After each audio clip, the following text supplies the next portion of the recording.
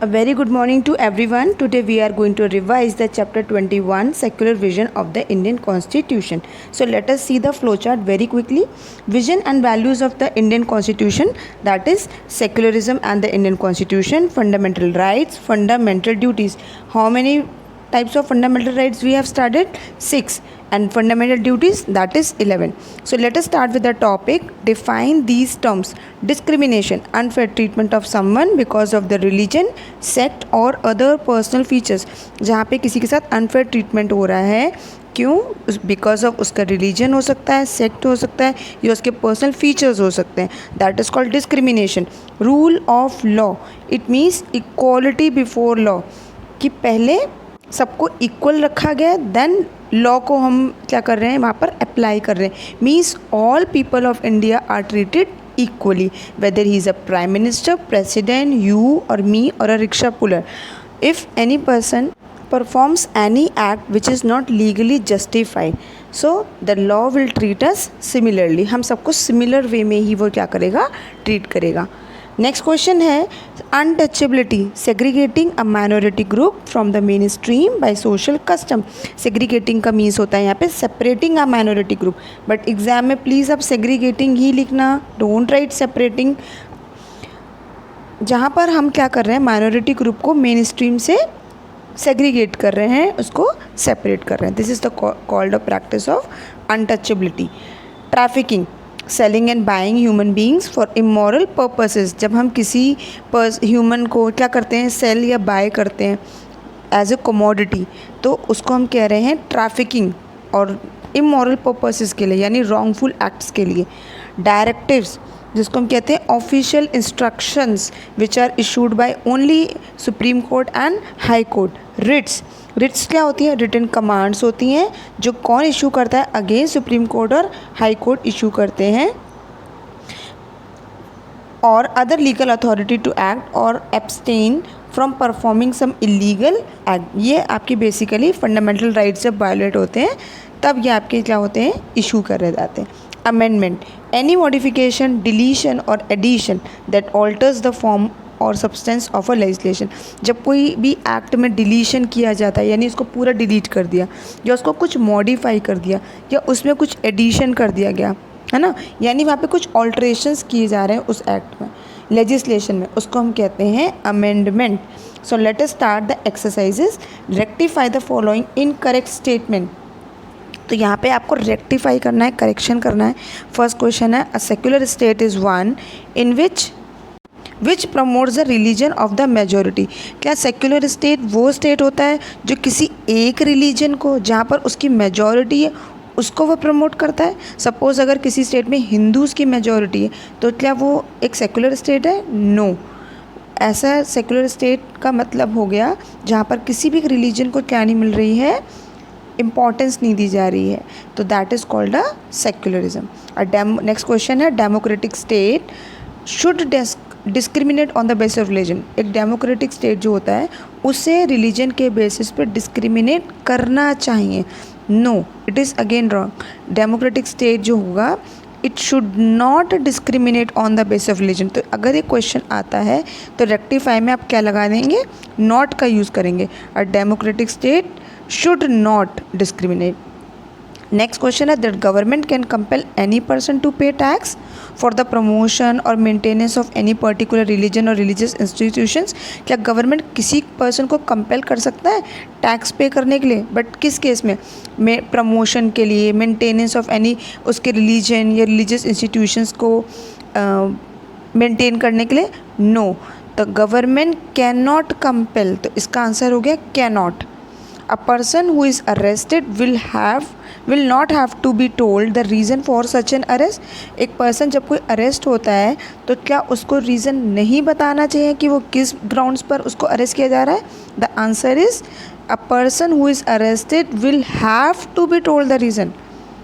उसको रीज़न बताना चाहिए कि उसको अरेस्ट किस ग्राउंड्स पर किया जा रहा है. लास्ट क्वेश्चन है, the fundamental rights do not draw from the universal declaration of human rights adopted by the United Nations. जो फंडामेंटल राइट्स हैं, क्या वो हमने UDHR से अडॉप्ट नहीं किए हैं?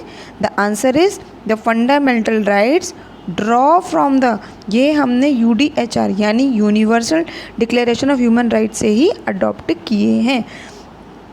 Fill in the blanks to complete the crossword. अभी क्रॉसवर्ड नहीं आएगा आपका, फिल इन द ब्लैंक्स में आ सकता है, ये वन वर्ड में भी आ सकता है।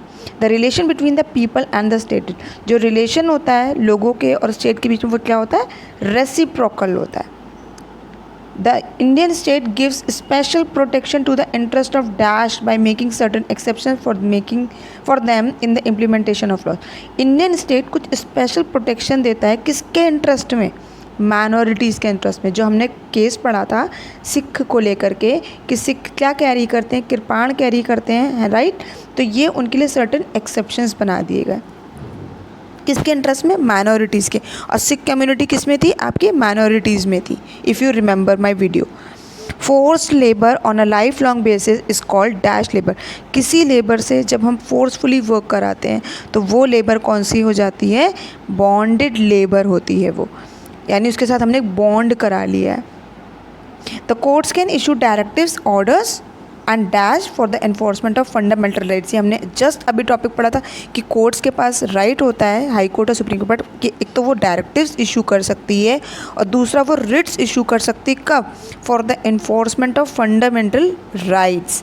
जो हमारे 6 फंडामेंटल राइट्स हैं, अगर वो वायलेट हो रहे हैं तो आप डायरेक्ट कहाँ अप्लाई कर सकते हो, डायरेक्ट आप सुप्रीम कोर्ट, हाई कोर्ट में अप्लाई कर सकते हो। उसके लिए वो क्या कर देगी, रिट्स इशू कर सकती है, डायरेक्टिव्स इशू कर सकती है। Chapter 3 of the Indian constitution contains the fundamental dash. जो हमारा पार्ट 3 है, जो मैंने आपको पार्ट 3 पढ़ाया था ना, तो उसमें क्या कंटेन है, फंडामेंटल राइट्स है, फंडामेंटल ड्यूटीज़ हैं। तो इसका आंसर है फंडामेंटल राइट्स, फंडामेंटल ड्यूटीज़ नहीं है। फंडामेंटल ड्यूटीज़ आपका पार्ट 4 में इंक्लूडेड है। Okay, state whether the following statements are true और फॉल्स। तो आप इसमें सिर्फ ट्रू या फॉल्स लिखेंगे। The citizens of India have the right to assemble peacefully.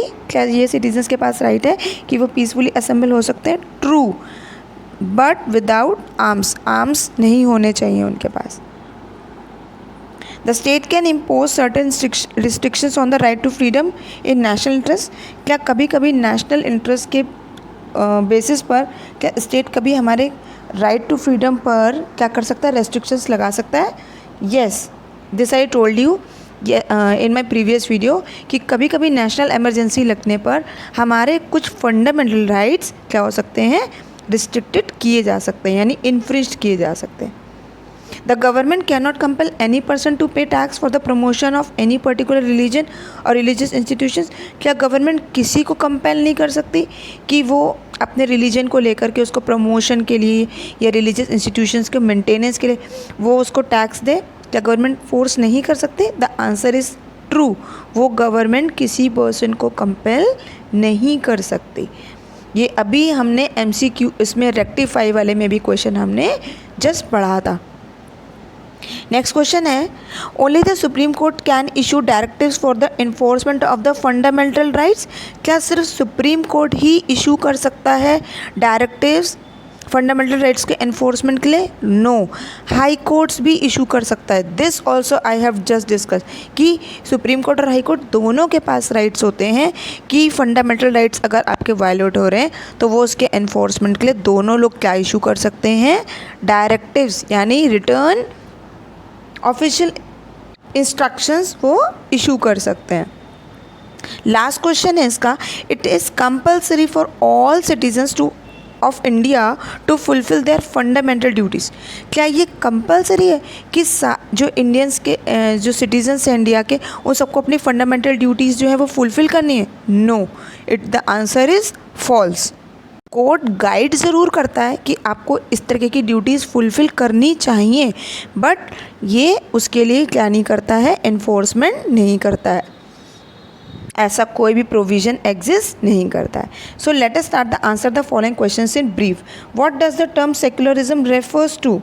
The term secularism refers to a system of social and political organization where no religion is given special treatment, यानी किसी भी religion को जहाँ पे कोई भी special treatment नहीं दे रहे हैं, एक ऐसा सिस्टम जहाँ पे सोशली और पॉलिटिकली दोनों प्लेसेस पर हम रिलीजन को इक्वली ट्रीट कर रहे हैं। Question 2, does India have an official religion? क्या इंडिया का कोई भी ऑफिशियल रिलीजन है? The answer is no, India does not have an official state religion. अगर इंडिया में कोई पर्टिकुलर स्टेट पे जाते हो तो आपको वहाँ पे सिर्फ पूरा आपको ही रिलीजन दिखता है, और वो स्टेट पर्टिकुलरली जो है डिक्लेरेशन भी कर दिया कि येस यहाँ पे सिर्फ दिस काइंड ऑफ या this kind of religion can exist? The answer is no. Question 3. Mention the fundamental right which protects the citizen right to practice their religion. वो कौन सा fundamental right है जो citizens को allow करता है कि वो अपना कोई भी religion क्या कर सकते हैं, practice कर सकते हैं। Right to freedom of religion, कितना इजी है ना ये। क्वेश्चन से ही आपको आंसर भी मिल गया।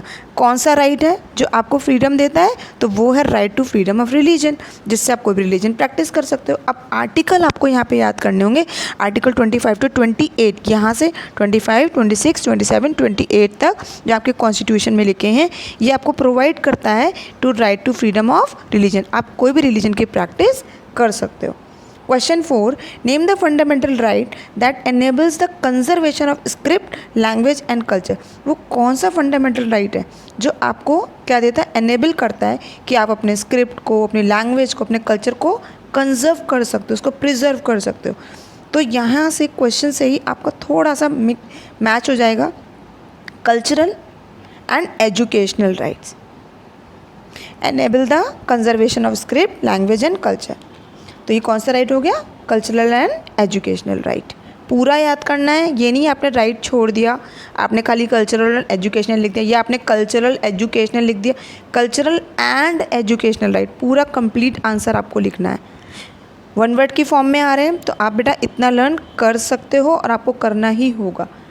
विच amendment act of the Indian constitution introduced the fundamental duties. वो कौन सा अमेंडमेंट एक्ट आया था जिसकी वजह से फंडामेंटल ड्यूटीज़ इंट्रोड्यूस हुई, तो वो था आपका 42nd कॉन्स्टिट्यूशनल अमेंडमेंट एक्ट 1976।